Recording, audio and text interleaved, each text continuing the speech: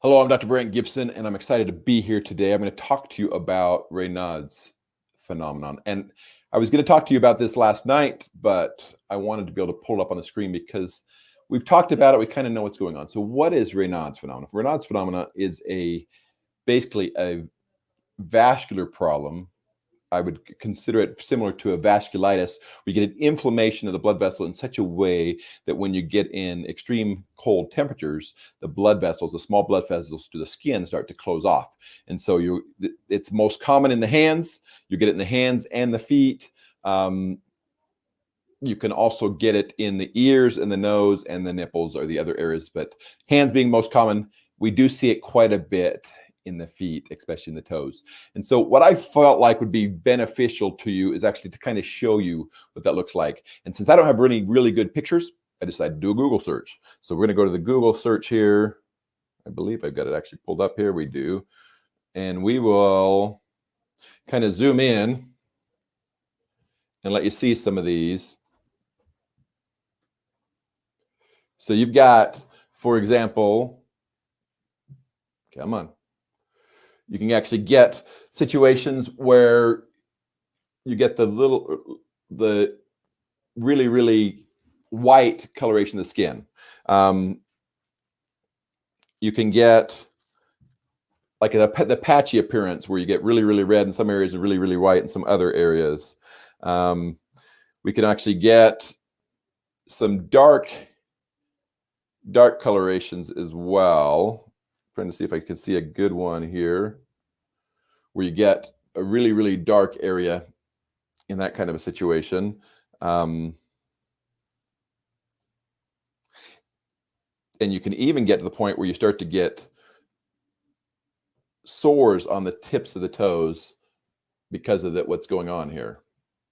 So you get the sores. All of that could be a situation, and it's a pretty big deal.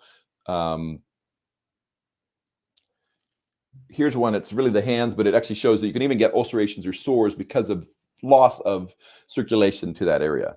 So the idea here is Raynaud's is the big deal, and it can actually be problematic most of the time. Most of the reason that people have an issue with it is because of pain. It causes pretty significant pain in the fingertips and in the toes, and can make it so that any changes in temperature, winter, for example, can be really problematic and not allow you to participate in normal activities in normal situations. So what are your options?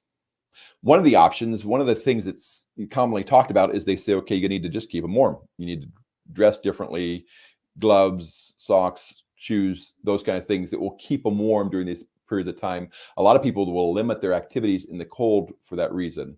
But what we found in a lot of our patients is you can actually use a vitamin, niacin, and niacin will actually help in the improvement of Raynaud's syndrome. And what it seems to be doing is it increases the blood flow even in those contracted blood vessels. And so niacin is what we're looking at. Niacin, it needs to be, there's 3 different formats of niacin that you can purchase. You want niacin, straight niacin. You don't not want the niacinamide. You don't want any of the delayed release forms, and you don't want the nicotinic acid ones as well. You basically want just straight niacin, and you're going to do it at 100 milligrams at least twice a day, 2 to 3 times a day, and you're going to notice a big difference. The big risk, the big problem with niacin is the flushing that you will get with it. Flushing, basically, the skin will turn red. It'll feel like the skin is burning or on fire because of the increased flow and the increased histamine releases that niacin causes. But you can get used to that, for one thing. Some people actually say they like it because they know it's working.